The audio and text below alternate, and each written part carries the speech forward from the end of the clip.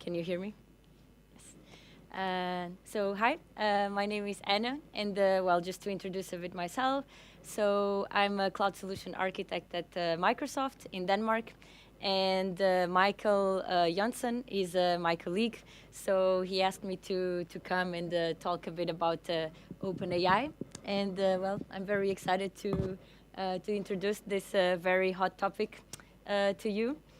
And so in this session, we'll just discuss a bit the partnership between OpenAI and Microsoft. I'll show you some use cases and customer stories so that maybe you can get some inspiration to do something. And yes, and also just explore the power of these models and go a bit more into details. So also just to, I don't know, understand a bit the audience. So how many of you have tried the ChatGPT before? Many, okay, quite some. Okay, some of you. And some of you maybe have tried the OpenAI in Azure? Okay, not really. Okay, but then it's good. Then it's something new to you. I was a bit afraid if maybe you would know about the topic already, but that's good. So I hope that at the end of this session, you'll get to learn more about OpenAI and OpenAI in Azure, and also where Microsoft is at the moment regarding this topic. And this is just a brief introduction to artificial intelligence. So it started back in 56. So a concept that tries to replicate human intelligence. And then the field of machine learning emerged out of the artificial intelligence field that tries to, so basically computers try to analyze data to make predictions and decisions. And then we also, 2017, where more or less where deep learning emerged. So that's where the neural networks come. And that's when we have the concept of trying to replicate the human brain and extend this concept of machine learning. And now, so we're entering more into a field of generative AI. And so basically, many of the models out there are discriminative. And that means that they can differentiate between different classes, make predictions, and also between different categories. It could be, for instance, image recognition. But generative models, on the other side, they actually can learn the probability distributions of the data, and they can actually generate data. And that's where OpenAI is at the moment.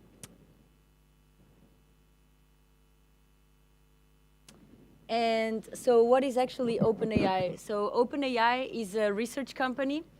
It aims to develop AI for the benefits of humanity. And the company has made significant breakthroughs recently in the field of AI, especially in the areas of natural language processing. And yes, of course, many of these breakthroughs have created a lot of buzz around the company. And some of their most famous projects are the GPT models and the Dolly and some others as well.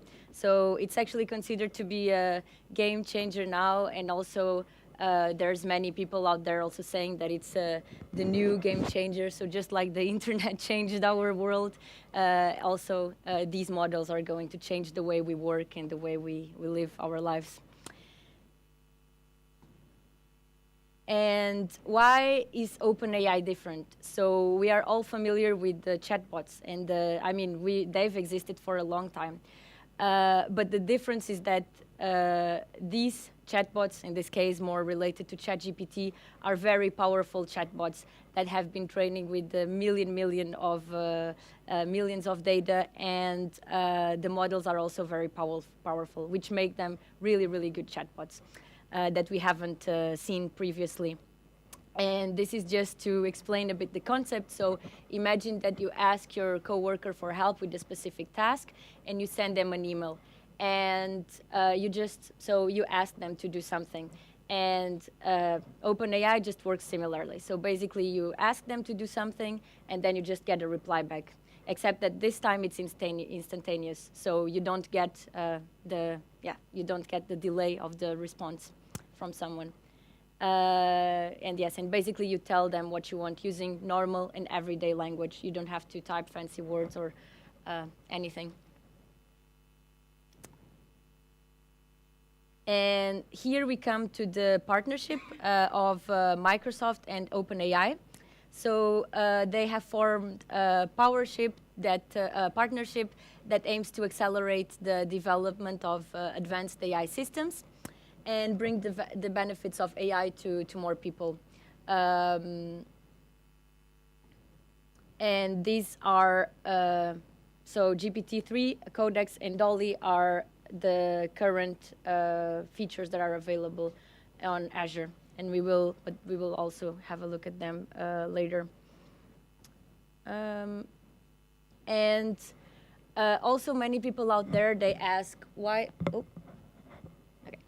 they ask, so how is it different from OpenAI? So we have OpenAI and then we have Azure. And they can be very similar and very different at the same time. So basically OpenAI is the open source version of OpenAI itself. And Azure, it's more for enterprise than more for companies that actually want to use these capabilities. So they can be very similar in the sense of if you try, have some of you already tried the OpenAI API? Not just ChatGPT. You have? Okay, good. So if you have already seen it, actually the one on Azure, it looks really, really similar. And we will also have a look at some video demos where you can actually see that they look quite similar. So they have the same capabilities. I mean, there's also some delay that comes into having new models and everything, because also due to the new, to the ethical standards that Microsoft tends to be sure that we're doing the correct thing. But that's also a topic that we will discuss a bit later on. But yeah, so they're very similar in this aspect, but they're also very different in the sense that so Microsoft and Azure, so you own your data. So you can be sure that Microsoft or OpenAI is not going to use your data in the next versions. So when they use the data to train the models again, they're not going to use your data. And that's very beneficial for companies. And also then it comes all the security, compliance, and aspects. So you have role-based access control, for example. There's built-in responsible AI to detect harmful use. And yes, and then you have the things that we discussed that are similar to the playground itself and the API itself. And so those are the available services on Azure. So we have GPT-3. So those are basically the models itself. It's GPT-3 is a self, and now we do have GPT 3.5 and GPT-4 is coming as well. So there's a lot of research going on there. But GPT is basically the set of models that to understand the natural language and to generate natural language. And here in this case, so there's a prompt, so that's the instruction for the model. In this case, you say, okay, write a tagline for an ice cream shop, and then you get a response. We serve up smiles with every scoop. So that's the idea behind it. And Codex, so Codex is also a set of models, but they're optimized for code, to understand code. So they're trained on the natural language and also on code. And in this case, for an example, would be that you just have an SQL table here that you give to the model, and then you provide the instruction. Okay, create an SQL query for all customers in Texas named James, and then it just replies to you with the SQL code. And it can also be the other way around. So you can also provide code, and you can ask it to generate text. So you can, for instance, document your code. And then we also have Dolly, which is a set of models that can generate images from text. So in this example, you ask it to generate a white Siamese cat, and then you get the response. And you can also do more cool stuff. For instance, you can say, okay, generate a white Siamese cat in a Van Gogh style or in a Da Vinci style or something like this. And then you just get the response. And also, ChatGPT is not there yet, but it's also coming soon. I think that's what I am allowed to say. But ChatGPT, and many people also ask, so what is the difference between GPT-3 and ChatGPT? And so they're both language models, but so the base that powers everything is GPT. And so basically, so it's the model behind ChatGPT, but just that ChatGPT is a fine-tuned version of that that is optimized for conversational AI. So, and also a very important thing is that GPT-3, you can only write the prompt once. So it doesn't remember what you said before. While ChatGPT, you can say something, then you get a reply, then you say something, and it will have the context that you said before.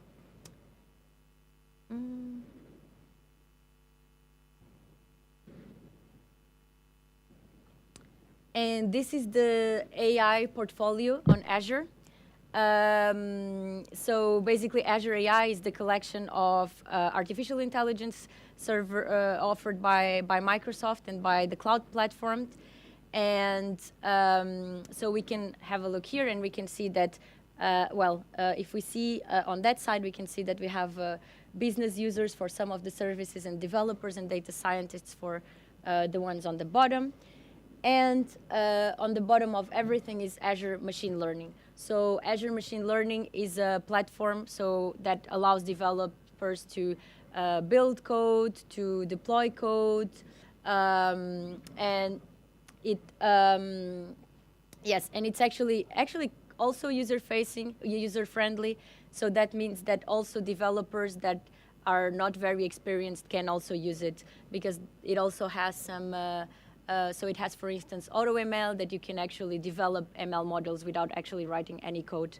And there's also a designer where you can do some pipelines. It's a drag and drop interface, and you design your pipelines without also writing any code. And then, of course, you have all the notebooks feature, and you can connect it to VS Code, and you can also program there.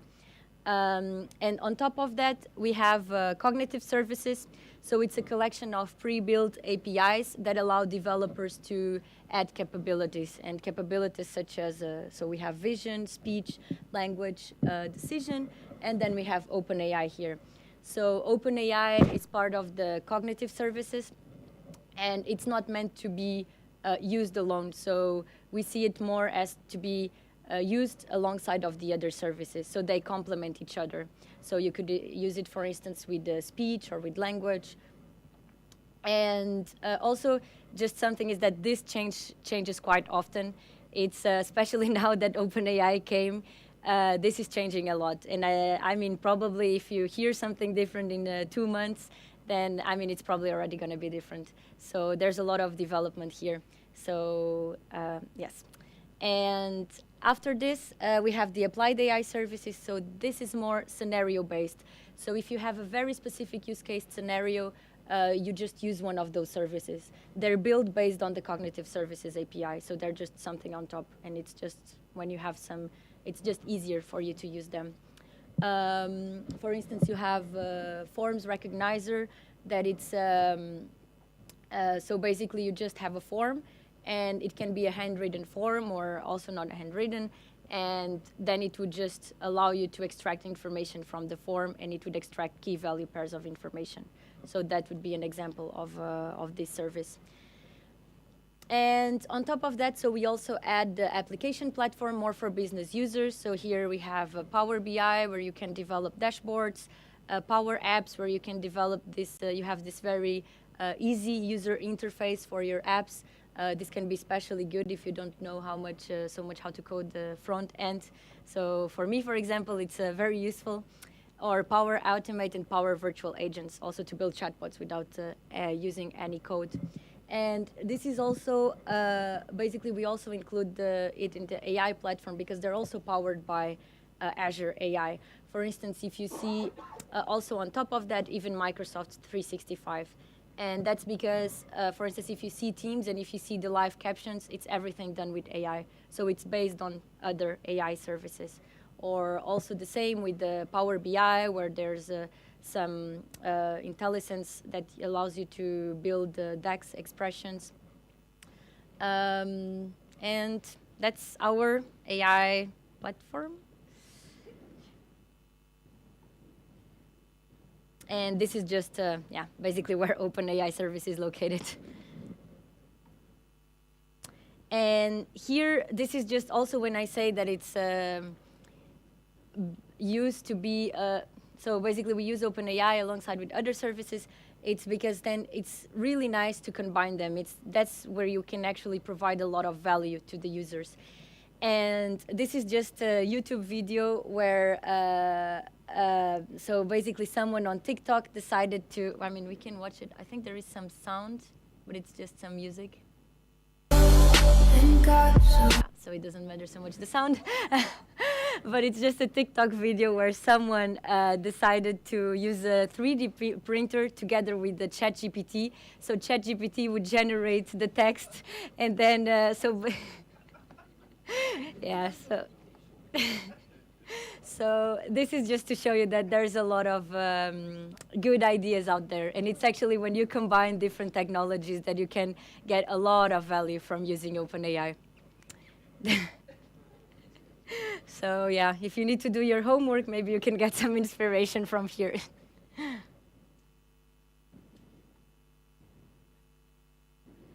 And now we will go a bit more into detail into the capabilities and use cases. So we have 4 top ones: content generation, summarization, code generation, and semantic search. And content generation, it could be, for example, call center analytics. So it would automatically generate responses to customer inquiries, or it could generate a personalized user interface for your website. So there's a lot of, it could be, for instance, social media posting. So there's really a lot of use cases for content generation. And then we also have summarization. So it could also be inside the call center analytics, where we would have a summary for the customer support conversation.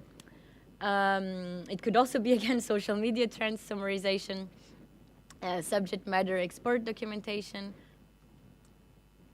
And then we also have code generation. So we already saw an example before, but it could be, for instance, to convert natural language to SQL, or it could be the other way around. It could be for code documentation as well. And then we also have semantic search. So search review for specific products, or also information discovery and knowledge mining. And then there's also multiple model use cases where you would have, for instance, end-to-end call center analytics, where you could combine, for example, summarization with sentiment analysis, entity extraction, email generation. Yes, and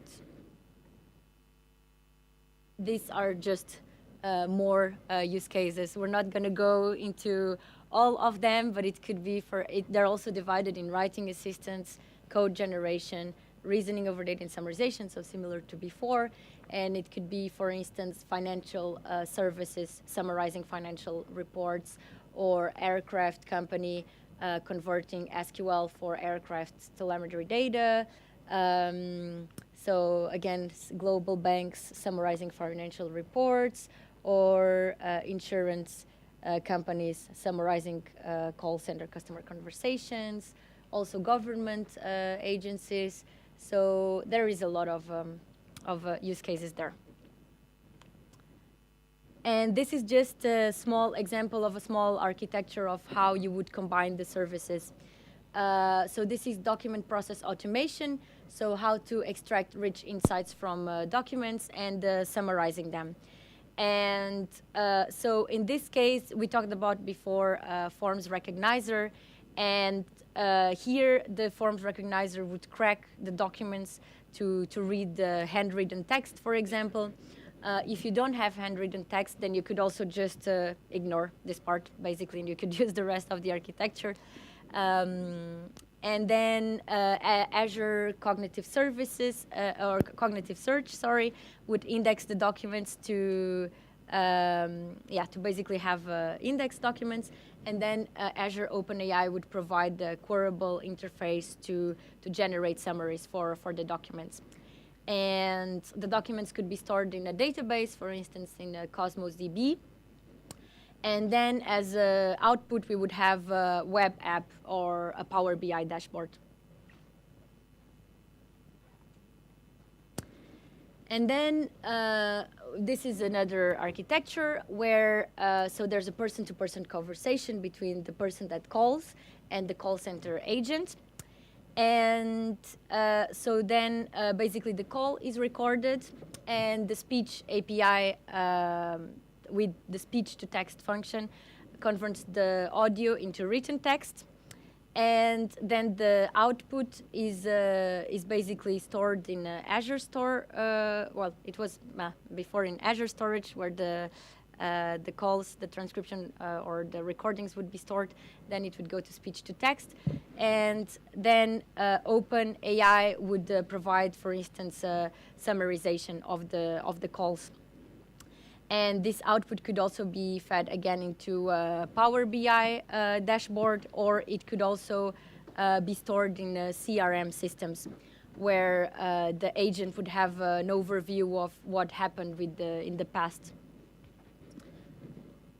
And okay.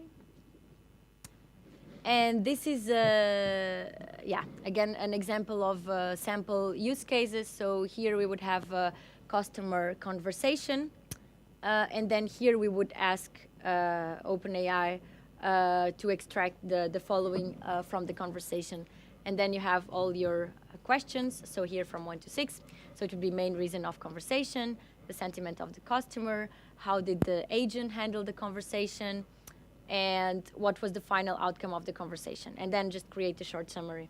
And as you can see, the output would have from 1 to 6 all the replies. And then if you might ask, so how can we actually store this information? So you can also ask it to answer back in a JSON format. So here you would, yes, this is some other instruction and some phone conversation, but then you just ask print the JSON and make sure it's properly closed at the end. So then you would be able to store it more easily. And this is just to show that it can actually generate text in any language. So in this case, you have the input in German and the instruction in English, and then it replies in English. And you can also ask it to reply in German, and it would also be possible. And this is an example, a real case customer example. So CarMax is a big car retailer in the US. And they had a challenge, so with more than 45,000 cars in their inventory, they also wanted to provide a summary for all the reviews that they had for each car. So that was a lot of data. And they chose to work with the OpenAI and then they were able to quickly provide text summaries for the review of each car. So now if you go into the page and then you're interested in some car, then you can just see a summarization of the reviews instead of having to go through maybe the top 10 reviews. I don't know, sometimes you go to some pages and they just give you the good ones, but you actually also want to know what's bad. So that's quite nice that you can just get an overview. And they estimated that it would take a single analyst 11 years worth of car summaries, and they managed to implement this and to do this in a couple of months. So that's quite impressive. And then we also have Trellant. I hope that I pronounce it okay. It's a startup from Canada. And so they basically provide documentation for like code. And they work with the high growth tech companies. So companies that actually have a lot of code. And then they had a problem. So how do two people team provide enterprise ready service for way bigger companies with a lot of code? And then they started using Azure OpenAI, which facilitated a lot their their life. So they started to use codecs, and that also had some very good impact. So for instance, response time from 1 to 3 seconds down to 750 milliseconds. So other real-life customer story.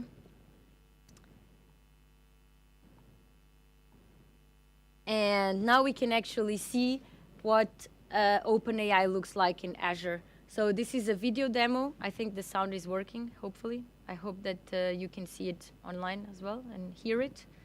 But this is just basically how the studio work and the user interface work. And if you have used the OpenAI API before, then I mean it's quite similar. How we are bringing OpenAI's powerful models into the Azure ecosystem to help developers both iterate faster and satisfy their enterprise requirements. Here you can see the Azure OpenAI Studio, which we built to help all skill levels prototype their ideas and bring their creativity to life. With our Studio UI and the flexible models from OpenAI, you can iterate on different use cases with the same models in UI. For example, here I'm going to ask the model to extract information from an email by including both the email and my question written in natural English. Or I'm going to ask the same model to convert a paragraph description of fruits on an imaginary planet into a structured tabular format. In my third example, we'll use the same model again to classify news articles. Finally, we'll use a different model, our codex models, to generate documentation on the provided Python function, but still within the same UI. Once developers progress further in their journey, they can easily transition from this prototyping to fine-tuning and customizing their models all within the UI.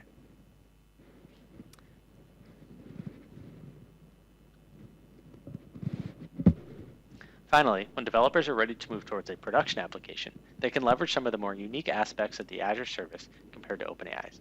We provide key enterprise promises with network security, privacy, and responsible AI tooling. For example, we enable authentication through Azure Active Directory so customers can securely access their fine-tuned models. So yes, this is how it would look like. And then you have the playground, you have the deployments, then you can fine-tune your models, so input your data here. And yes, so basically if you also see, I don't know if I can, just go here to show you something.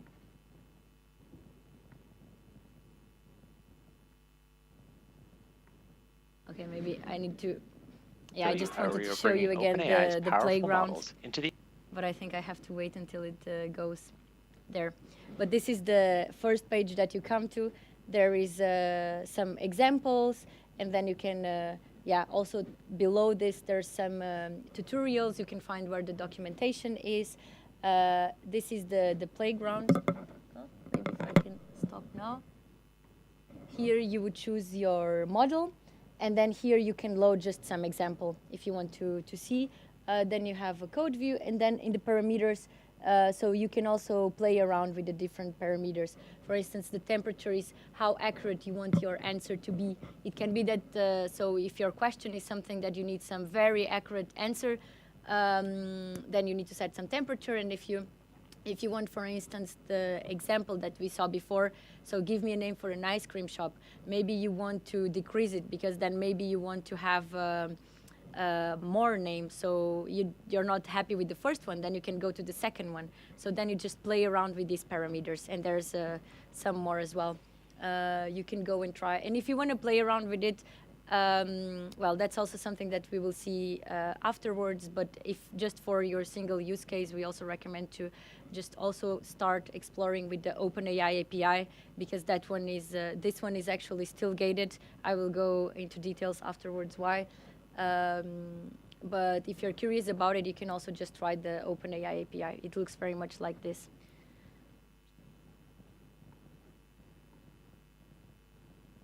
And this is just some considerations that we usually ask people to see if they really need OpenAI, because sometimes it might be the case that they also can just have some of the other cognitive services.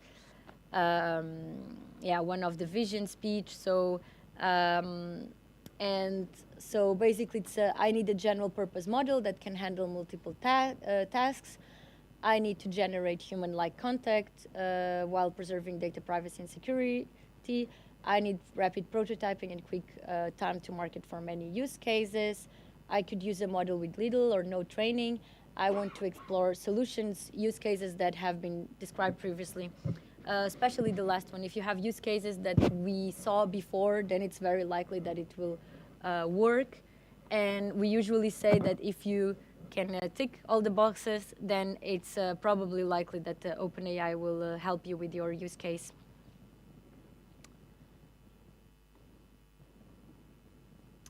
And here we can see the different GPT models. So we can see here the GPT-3 models, and then we can also see some Codex models. And of course, that if you want more capability, so if the more powerful the model is, the more inference time it takes. And of course, the more expensive it is. So we can see DaVinci is the most powerful model for both GPT and Codex models. For Codex, it's called the DaVinci Codex. And then we have some other models. We have Babbage and Curie in the middle, and Ada is the least capable model, but also the cheapest one. And it takes the less time to inference. And then in Codex, we also have Cashman Codex, that it's a bit less powerful than DaVinci. And here we just dig a little deeper in this. So we can see that DaVinci can process 400 tokens, and then Curie, Babbage, and Ada just only 2,048. And then we have the descriptions of the performance and the cost. So we can see that Ada is capable of very simple tasks. It's the fastest model, has the lowest costs.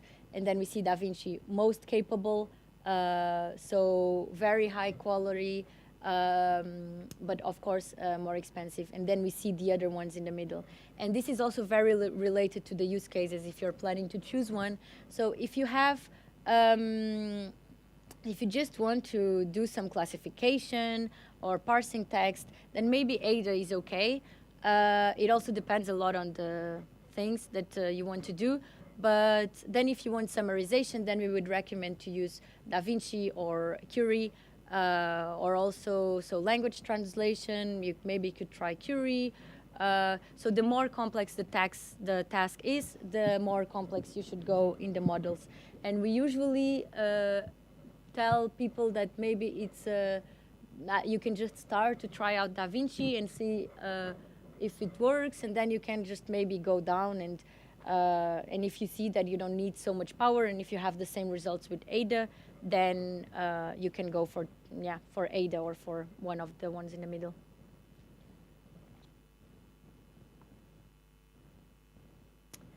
And this is regarding prompt design or prompt engineering. So the prompt is basically the instruction. It's what you input there. So if it would be, for instance, in GPT, then you would just write the prompt, you would tell it, and then you would get the response back. And so here we can see, so basically text input. And then we have, I think there's some other, okay, and the completion is basically the output that you have back. So these are just more, the technical words that you have for instruction and for the replies. And we usually have some guidelines to do prompt engineering. So just make it try to make it as clear as possible what you want to do. Sometimes it might not be easy, but just try to write it as simple as possible. And then provide quality data. So that means if you want to build, for instance, a classifier, you can just show examples to the model. You can ask, for instance, I don't know, personally, I was actually the other day, because I'm also using it a lot. I think it's really nice, like for even, I don't know, to perform my daily job, or also even like in just personal life tasks that I have. I just started to use it, and I think that's also the shift that it's interesting, right? Because I think many people have tried it out, but it's actually, you have to shift your thinking, and it's actually, I actually can ask this to ChatGPT or to OpenAI. And then, so it's actually basically just shifting a bit your thinking. And the other day, I was actually so I was planning to do a hackathon. And then we have this one-pagers that we need to describe the challenges. And this hackathon was basically about AutoML, and previously we did the MLOps hackathon. And so I had the one-pager for the MLOps, and then for the challenges, and then I just inputted so basically the challenges, and I was like, okay, just give me something like this, but now for AutoML. And then I just got the reply back. And I mean, if I would give it more examples, then the more examples, the better the answer would be. So because then each challenge has some specific features, right? It would have, for instance, the success criteria, and then some tips, and then the description of the challenge. And I just wanted something exactly similar to that. So by giving it the example, it understood what I wanted, and then it generated exactly what I wanted, but for a different topic. And then, of course, it might not be 100% perfect, but then you just have to change it yourself. Or if you're completely not happy with the result, then you can give it more examples.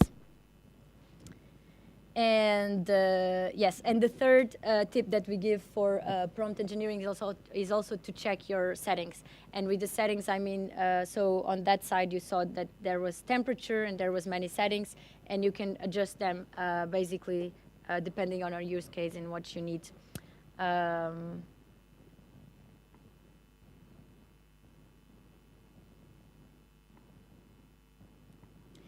And this is related to what I was saying before of basically providing examples to the model. So we have the concept of zero-shot learning, one-shot learning, and few-shot learning. So zero-shot learning is when you don't provide any examples to the model. So you just ask a question. So in my case would be, okay, just give me a one-pager for a hackathon. But maybe it would just write some text like this without any bullet points, without anything that I would like. But then if I do one-shot learning, then I give it one example. Then I provided the previous hackathon one-pager, and then I say, I want something exactly like this. And if I use few-shot learning, then I would provide several examples. And the more examples you provide, the better it is, like we said before. So few-shot learning is basically providing several examples. One-shot learning, one example.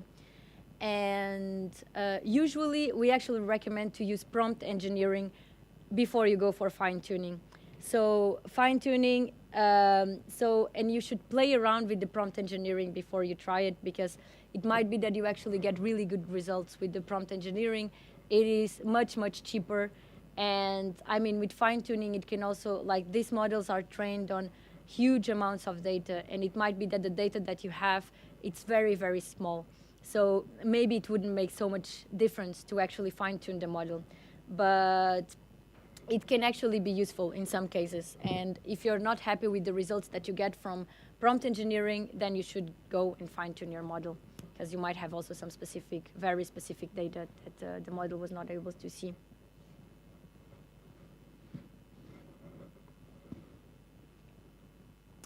And this is just to understand a little bit more Codex. So basically accelerates software development, makes APIs more accessible, and widens who can code.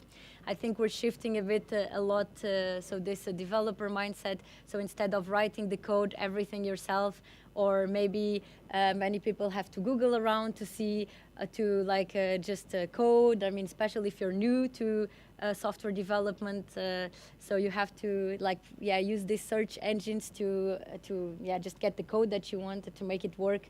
And now you actually don't have to search around, and you don't have to go into 100 pages until you find what you want. You can actually just use Codex, and you would get an explanation.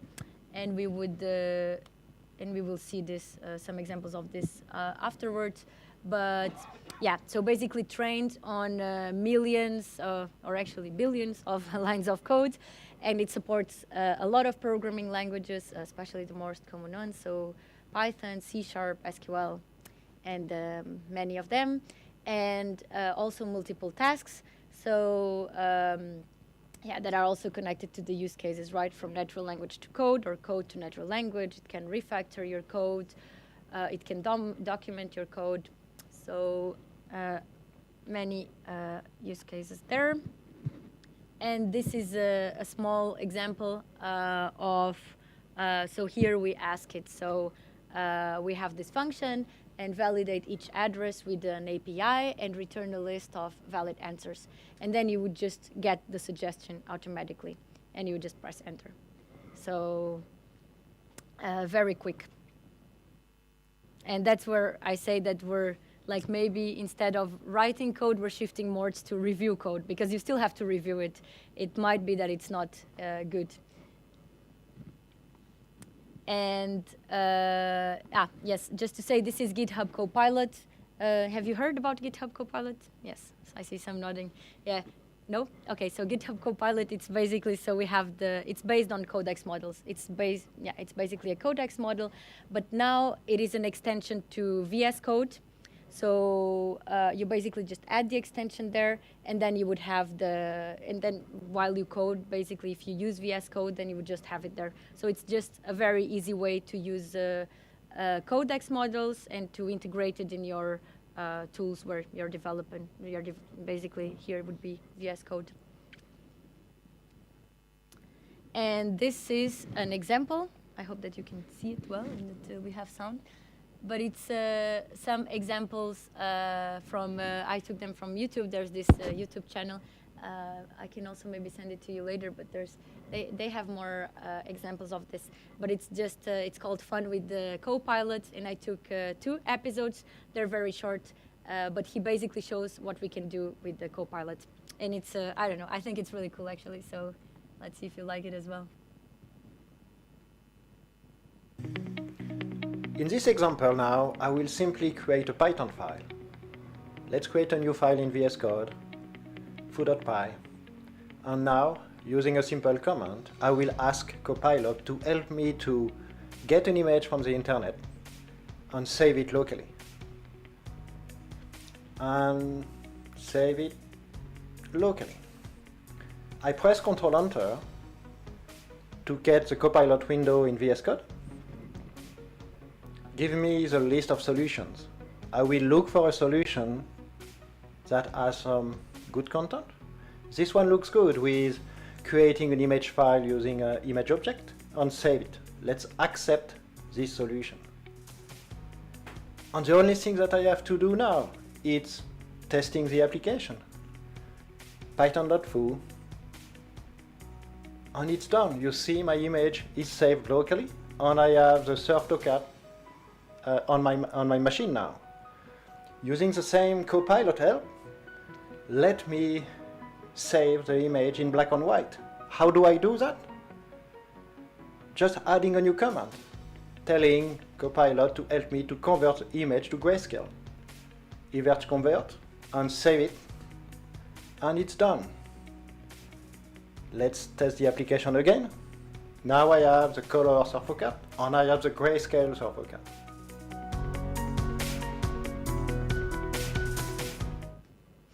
So this is the first one, and then we have a second one as well. And with Copilot. In this example now, I will simply create a Python file. No, I think this is episode 2. Today I'm using the Pet Clinic application, a Java project that I have opened in IntelliJ, where I have Copilot installed. I don't want to see if Copilot can help me with Java. What I want to see is can Copilot help me with my sample dataset. As you can see, I have a data file with many inserts from MySQL. Let's see what Copilot can do for me. I have this types data table with a list of pet types, cat, dog, and so on. Let's insert a new type with Copilot. Done. Copilot increments the value and give me a random name for an animal, for a pet, rabbits or guinea pig. Pretty cool. Let's open the Copilot window and let's see what happens. I have a list of pet type that has been generated for me. Almost 40 different types of animals, from goat, sheep, and so on. Yes, it's true, I have some duplicates. Not a big deal. Let's look at another table, owners. with first name, last name, email, and so on. Let's see what Copilot can do for me. Done. John Doe, Jane Doe, with new phone numbers. Very cool. Copilot helped me again to build my application. So this is also just some examples for you. If you want to use it, you can just get some ideas from here. And there is the YouTube channel. It's called Thug on Dev or something like this. Well, I can check the name afterwards. But there are more videos.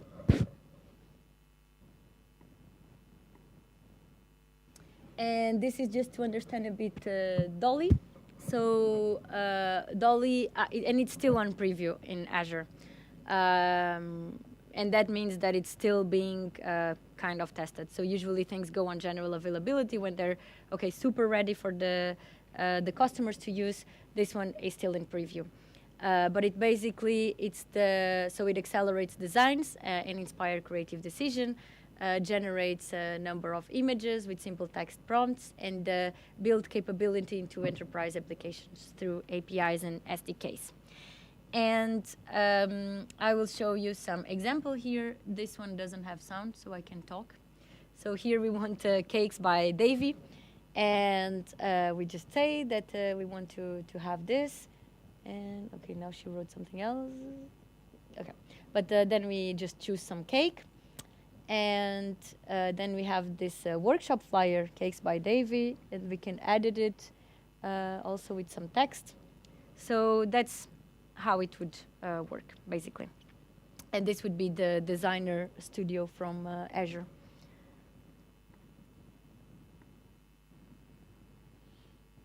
Is it this? Yeah. Okay, and this is just something important to talk about responsible AI. So basically, also Microsoft developed 6 principles of AI, and it's and there are like these 3 main topics regarding responsible AI. So the first one would be build AI products responsibly. So that means that the AI products are systematically tested and seen if they're fair, and they investigate a lot in this area. And also the customers own and control their data, also as we discussed previously. And so basically it's just about applying the AI guidelines. And then we also provide tools for customers to use AI responsibly. So it's basically to help the customers to understand their data, to protect their data, and to control what they're doing. And there's a lot of Microsoft is investing a lot in this, like especially I don't know if you, as we saw Azure machine learning before, for example, and there's a lot of built-in integrated tools there that explain your models and allow you to see, for instance, what is the feature important here. There's explanations for the model. So there's also a lot of investment in this area for people actually to understand what is going on inside those black box models. And then ensure responsible use of AI. And so when I mentioned that Azure OpenAI, it's still gated, is that it is on general availability. So it means that it's ready to be used, but it is still gated. And that means that you need to fill a form in order to use it. And you have to provide your use case. And then you have to, you have to basically, it's more or less big form, and you have to insert a lot of information about what you want to do, why do you want to do it, what is your company type, and the company contact details and everything. And that's to ensure that you're not building something harmful for our society. Because you can actually do, it can be quite bad if people use these models to do harmful things. And there's also, for instance, and it's not the only gated product in Azure. We do have some others. For instance, custom neural voice. I don't know if you're familiar with it, but it's a part of the speech APIs from the cognitive services, and it basically allows you to train models to with your voice. So you give them just a lot of your voice, basically, and then it allows you to basically create. So basically, you can then just text something, and it will come out with your voice. So if you want to use some customizable voice, some customers have some good cases that out there that it can be used. I mean, there's also some standard voices for every language. Of course, the wider the language it is, the more voices you have to choose from. For instance, in English, I think in Denmark, I believe that you have 2. And like then you have also male or female voice that you can choose from. I think you only have 2. But in English, for instance, you do have many. But I mean, maybe that voice doesn't, it's not good for your use case, so then you could use custom neural voice to do it.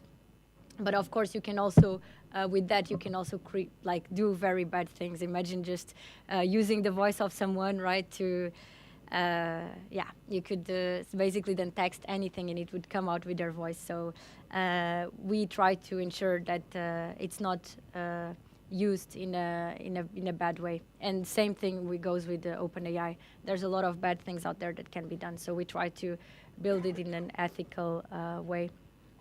And there's also content filtering and abuse detection in Azure OpenAI. So basically, the data is yours. We'll not look into that, but there are some warnings that come up if you use the data. So if we see some patterns that you're using the data in a harmful way, or if you're abusing the system somehow, then we do have some log that allows us to check what you're doing there. And that's also just, again, to prevent people from doing bad things, basically. And that's it. This is just, basically you have the product page. There's also some documentation about it. And then this is just, if you want to get access, you can go to this. This is the form, basically, that you can fill to have access. And thank you.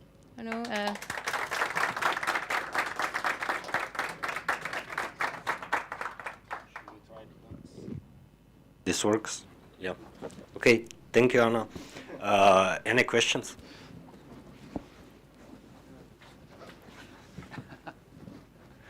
Hello. Hello, good morning. I have a question. My name is Juan Pablo. And I got interested in the last thing you talk about the responsible AI. So my question is if you have plans to develop a complete and unofficial code of ethics of using AI and these technologies. Like, what are your plans for that? Well, I am not sure about that, but I do believe that there's already some some code of ethics regarding using AI. I think, yes, we just have to find that in the documentation, try to search it. But I do believe that there is. And I mean, I think that now it is something very important. So it's probably going to come up now because I think this is moving very fast, right? And we do have to stay there and to actually keep the this ethics and all the reasoning. And it can be tough when it goes so fast because I see that things are happening every day, and basically I feel that if I don't look at it for like 1 week, then there's already something new. So I think that's something very important to keep up to it. Yeah. Okay. Thank you.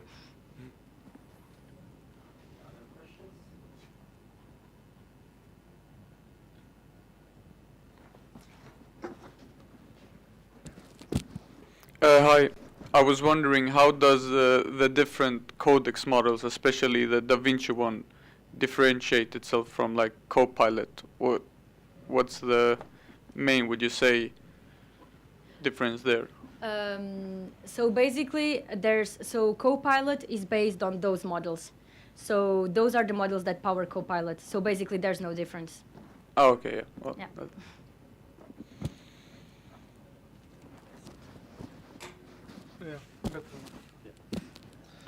Thank you. I have a question on these models with Ada up to Da Vinci. I mean, how are those models that are already trained? I'm not so super usually already trained by and already provided Yes, yes. by Microsoft. And how can you add your own some additions to that? If you have something very specific, images that you want to use as a learning model, can I add that on top of what is already trained by the? Yes, you can. You can. It's that's what fine-tuning is. So basically, you have the model there. It's already trained on a massive amount of data. And then if you have some images, like very specific images, then you just fine-tune the model. So that's what fine-tuning is for. But that's also where I talked about this prompt engineering and fine-tuning. So always maybe try to also to use the prompt engineering, because fine-tuning can be expensive. And if you have some information very specific, some pictures, and if you have a lot of information, then it might be a good use case to use the fine-tuning. And then, of course, I recommend you to do it. But just keep in mind that there's a lot of data. Like the models were trained with a massive amount of data. So maybe if you don't have so much data, or maybe if your images are images that are already out there in the web, maybe it's not so much worth to spend your money in fine-tuning a model. Okay. Yeah.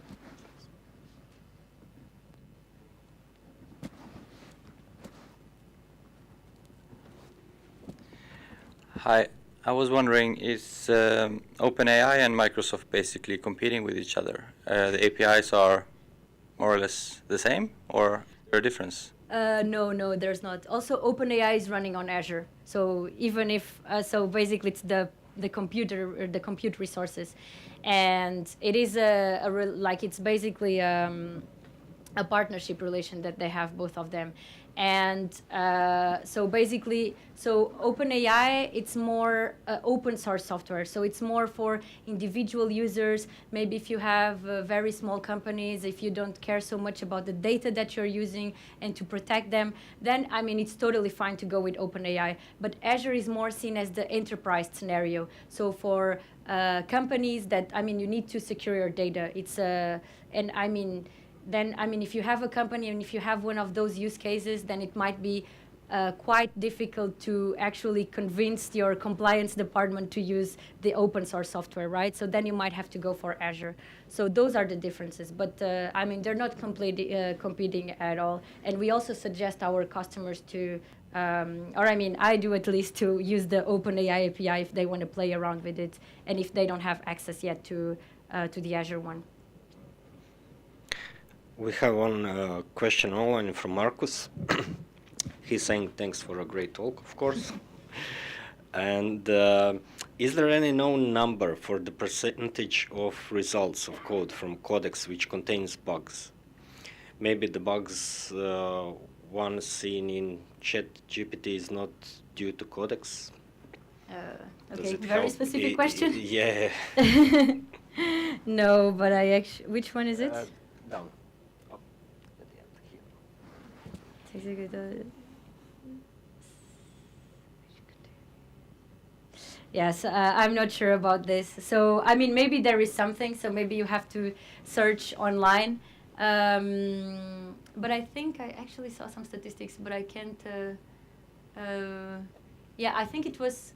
Yeah, but don't quote me here, because I'm not sure if this is correct, but I think that there is some statistic that on developers that they actually used, so they pressed the enter and they decided to use. I think it was around maybe 30 or 40% of the suggestions of Copilot. So those are the numbers that I can recall, but don't quote me here, because that's something that I saw briefly, but I'm not completely sure. Okay, cool. So thank you, and we'll make a short 5-minute break. If you need the toilet, it's on that side, and Andrea will prepare for the next session. Thank you. Oh, thank you.